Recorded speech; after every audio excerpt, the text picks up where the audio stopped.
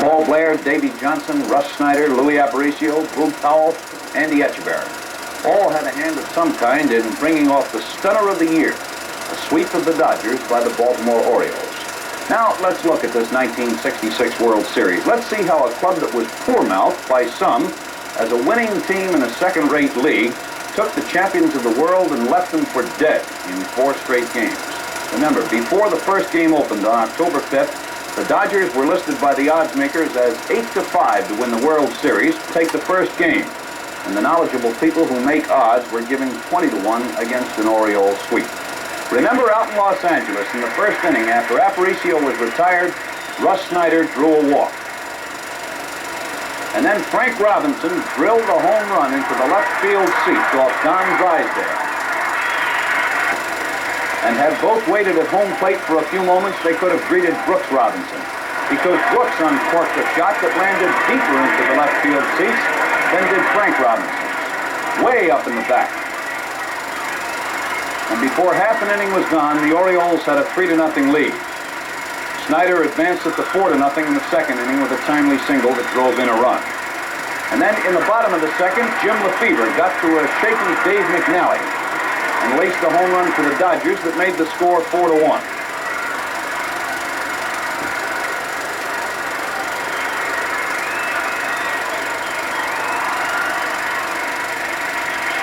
In the third inning, with 2 runners on base, John Roseboro lofted a fly up the power alley in right center field. Russ Snyder made a fantastic catch on the ball and prevented what at least would have been 1 run and probably 2.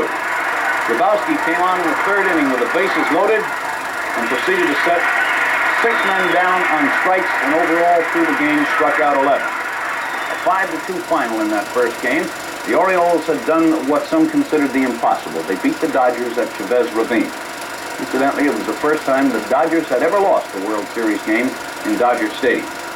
Here's where the Scoffers had a field day. So the Orioles had won the first game, but all they had to fall back on was the bullpen again, and their luck couldn't last.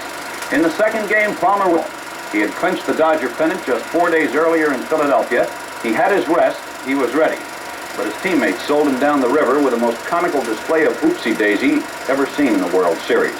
To top it, Palmer pitched a 4-hit shutout.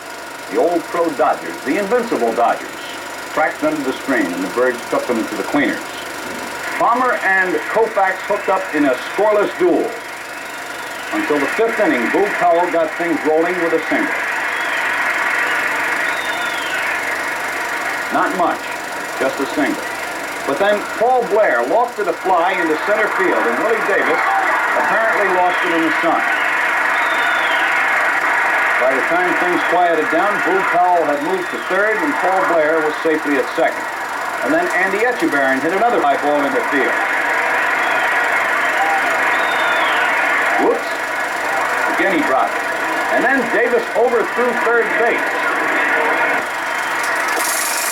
The Orioles kept on running, and by the time they stopped running, they had scored 6 runs. Shutout.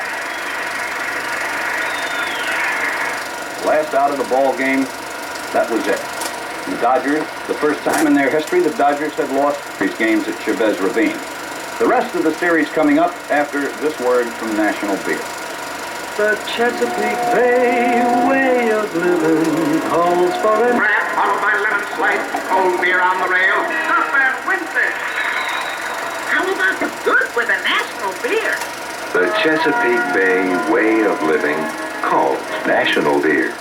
Baltimore, 3,000 miles from Dodger Stadium, into a ballpark where the Dodgers could get their base hits and score some runs, said the experts.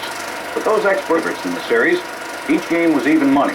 And on Thursday night, or Friday morning, if you want to call it that way, the Orioles returned to Baltimore in a special charter. More than 7,000 screaming fans jammed Friendship Airport to get a look at their heroes. It was a cold night and a warm crowd. There were go-go girls dancing on car roofs, and one worried fan who carried a sign begging the birds to lose Orioles, who in his heart of hearts didn't think that fan had a mighty good chance of seeing that 5th game. A few hours later, the Dodgers plane came to a stop at the same place at the airport, and the plane load of lonely ball players sent his club out on the field hoping to pull off last year's script again, coming back from a 2-game deficit. It didn't work. Wally Bunker against Claude Osteen, game number 3. A new record crowd of 54,445 packed Memorial Stadium for that third game. And Dick Brown, the former bird catcher, threw out the first stage was set for the third quarter of what turned out to be a four-quarter affair. In the first inning, Kurt Blefary clanked into the wall in the left field corner and held on to the ball for the big play of the game. Up to that point, a big out. In the second inning, the Orioles wiped out a Dodger threat with a quick double play, and here the Dodgers turned the same trick on the Birds in the bottom of that inning. In the third, Aparicio got fielding honors with a beautiful effort on Kennedy's bid for a base hit. He threw him out. In the fourth, Wes Parker touched bunker for a long ground rule double. Parker's best shot of the series, by the way, almost a home run. And frankly, Parker thought it was. Then the umpire chased him back to second base. As it bounced on the runway, Willie Davis flied out for the second out of the inning, fairly walked, and Lefebvre struck out. End of threat. Then in the bottom of the fifth inning, Paul Blair hit an Osteen pitch harder than he has ever hit a baseball before. Way back into the temporary bleachers in left center field.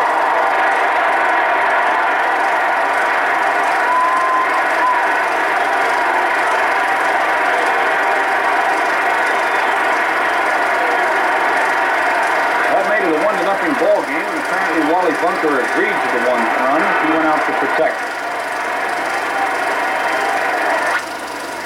He got Lou Johnson to hit a grounder at Aparicio for the third and final out in the ninth inning, and the ball game. Bunker had duplicated Jim Palmer's shutout of 2 days before. He had given the Dodgers only 3 hits, and he had extended the Orioles shutout streak against Dodger batters to 24. That had been touted as poor at best. And so the Dodgers were down to their last life. The Orioles were building for a sweep if they could arrange it. The managers were coming back with their opening day pitchers, both of whom were touched in their first appearance. A Sunday ball game. And Sunday is the worst day for baseball attendance in Baltimore. But not this particular Sunday. Saturday's attendance record was broken wide open. 54,458 fans were squeezed into every available seat in the ballpark. And of course, all of us were looking to see if the Orioles could pull it off. If they didn't, they'd have to face Koufax the next day. As it turned out, Drysdale pitched well enough to win against anybody but the Orioles. Dave McNally pitched well enough to win against anybody, period. Through the first 3 innings, both pitchers were virtually untouchable. Drysdale gave up 1 hit, McNally none. Dave Johnson banged into a double play in the second inning to end a mild threat. Tommy Davis hit into a double play in the top of the fourth, and the Dodgers had a man on. Aparicio to Johnson to Powell.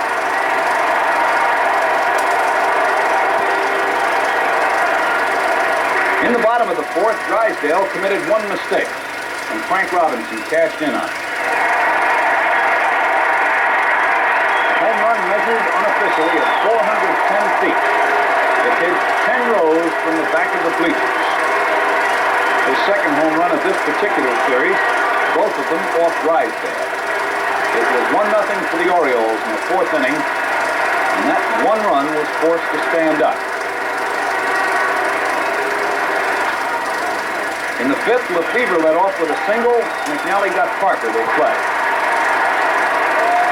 Kennedy led off the sixth with a single, and Echeverren cleaned him off with a strike to Aparicio as Drysdale struck out at the plate. No steal today. In the eighth, Paul Blair nearly duplicated a fantastic catch made by Willie Davis earlier in the game, and almost in the same place. Jim Lefebvre with a deep drive to center, but no cigar for him either. And then came the ninth, with 2 men on base, and Stu Miller warming in the bullpen. Paul Blair squeezed the final out into his glove, and the baseball world had new champions.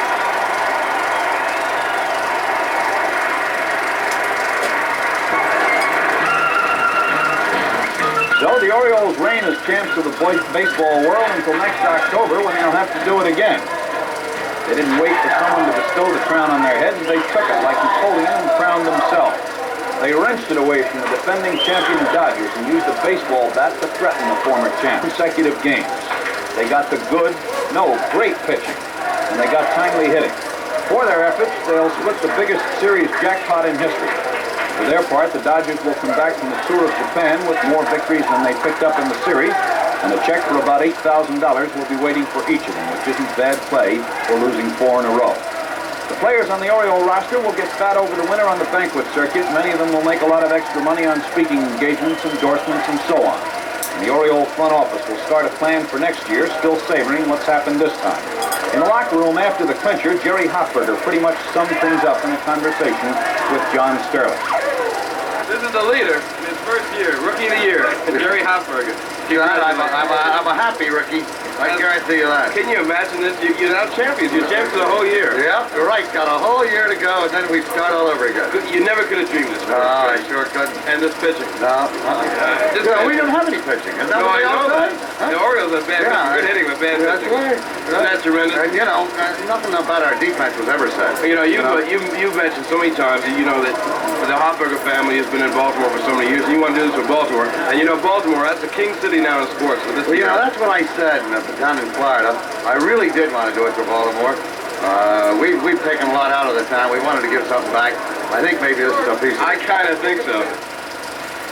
And now we've looked back over the sights and sounds. You know, we know what happened, but I'd love to look at it again. And Bill, what was that final score again?